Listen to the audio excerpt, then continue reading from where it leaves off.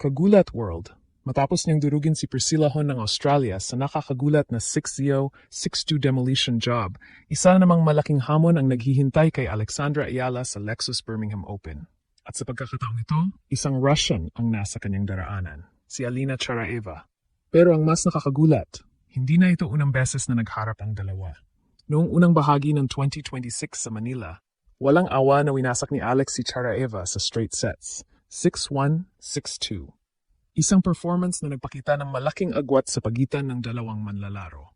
Ngayon, muling nagbabalik ang kanilang tunggalian, ngunit sa mas mabilis at mas mapanganib na surface ng grass court sa Birmingham. Kaya naman nagkakagulo ngayon ang mga tennis fans. Makakaganti kaya si Charaeva? O muli na namang mararanasan ng Russian camp ang bangungot na ibinigay ni Alex ilang buwan lamang ang nakalipas? Sa kasalukuyan, si Alex ang number 1 seed ng torneo at isa sa pinakamainit na pangalan sa women's tennis.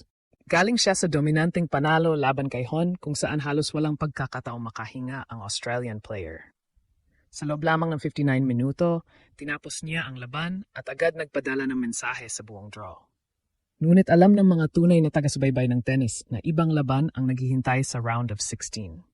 Dito nagsisimulang masubok ang pagiging title contender. Dito nagsisimulang maramdaman ang pressure. At dito rin maaring magsimula ang isa na namang makasaysayang kabanata para sa Pinay superstar. Kung may isang salita na maaring maglarawan sa kasalukuyang anyo ni Alex, iyon ay ang salitang mapanganib. Hindi lamang dahil siya ang top seed ng Lexus Birmingham Open. Hindi lamang dahil mataas ang kanyang ranking, kundi dahil sa paraan kung paano niya sinimulan ang kanyang grass court campaign. Sa tennis, may mga panalo, may dominanteng panalo, at may mga panalong nagpapadala mensahe sa buong torneo. Yon mismo ang ginawa ni Alex laban kay Priscilla Hon. Mula unang game hanggang sa huling puntos, kitang-kita ang kumpiyansa ng Pinay star. Halos walang naibigay na pagkakataon ang Australian upang makabuo ng momentum. Bawat rally ay kontrolado. Bawat service game ay matatag. Bawat atake ay parang may kasamang babala sa mga susunod niyang makaharap. At ngayon, ang susunod na haharap sa bagyong iyon ay si Alina Charaeva ng Russia.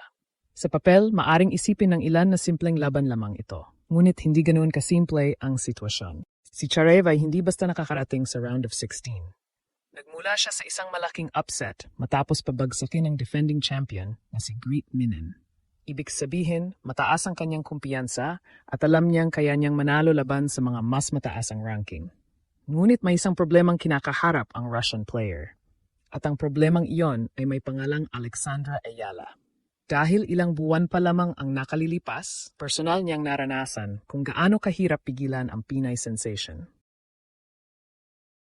Sa kanilang nakaraang paghaharap sa Manila, halos walang sagot si Charaeva sa bilis, precision at variety ng laro ni Alex. Ang resulta ay isang one-sided affair na nagtapos sa 6-1, 6-2 scoreline. Isang laban na hanggang ngayon ay sariwa pa rin sa alaala ng maraming tennis observers. Ngunit ang mas nakakatakot para sa kanyang mga kalaban ay ang katotohanang mas mahusay na bersyon pa ngayon ni Alex ang kanilang haharapin.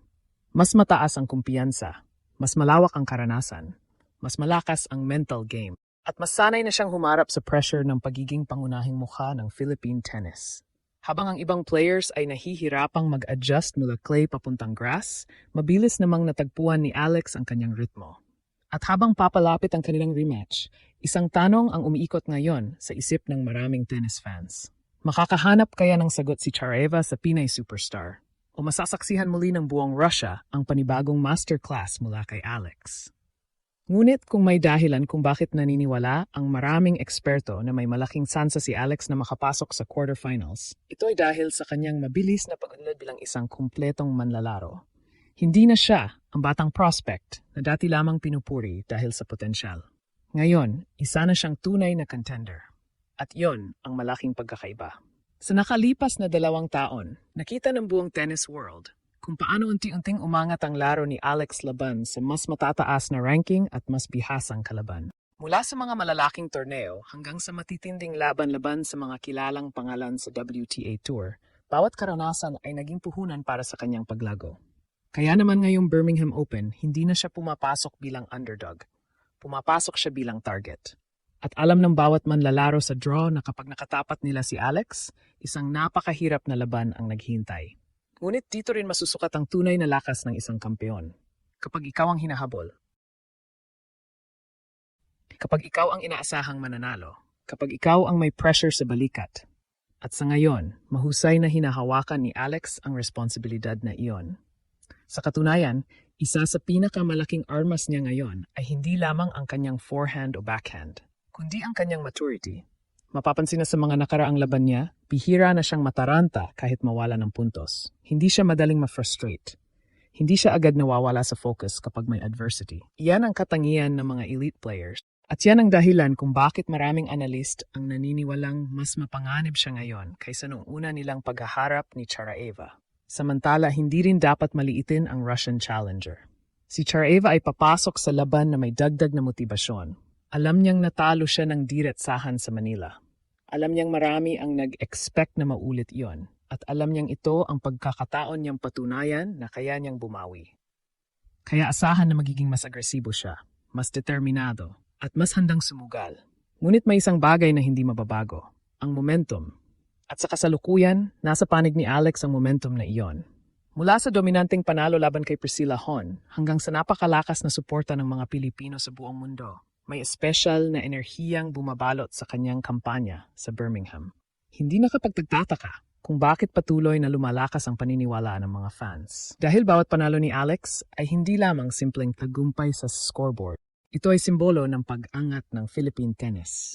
Patunay na kaya ng isang Pilipina na makipagsabayan sa pinakamahusay sa mundo. At habang papalapit ang kanilang round of 16 showdown, lalong tumitindi ang pananabik. Dahil kung magpapatuloy ang kanyang kasalukuyang porma, hindi lamang quarterfinals ang maaring maabot ni Alex. Posibleng ito na rin ang simula ng isa pang makasaysayang title run. At kung mangyayari iyon, hindi lang Russia ang matutulala.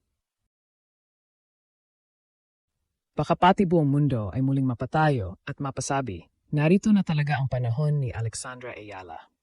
At habang papalapit ang inaabangang round of 16 clash, isang bagay ang malinaw sa buong tennis world. Hindi na lamang basta kalahok si Alex sa Lexus Birmingham Open. Isa na siyang seryosong banta para sa kampyonato. Mula sa kanyang dominanteng panalo, laban kay Priscilla Hon, hanggang sa muling paghaharap nila ni Alina Charaeva, ipinapakita ni Alex na handa siyang sakupin ang grass season sa parehong paraan na ginulat niya ang marami sa clay courts. Ngunit ang laban na ito ay higit pa sa simpleng rematch. Ito ay pagkakataon upang patunayan na ang naunang panalo niya laban sa Russian star ay hindi aksidente. Ito rin ay pagkakataon upang ipakita na kaya niyang dalhin ang bigat ng pagiging top seed at pambansang pag-asa. Kaya mga kababayan, ihanda na ang bandila ng Pilipinas. Dahil kapag muling nagliyab ang raketa ni Alex sa Birmingham, maaring hindi lamang Russia ang matulala.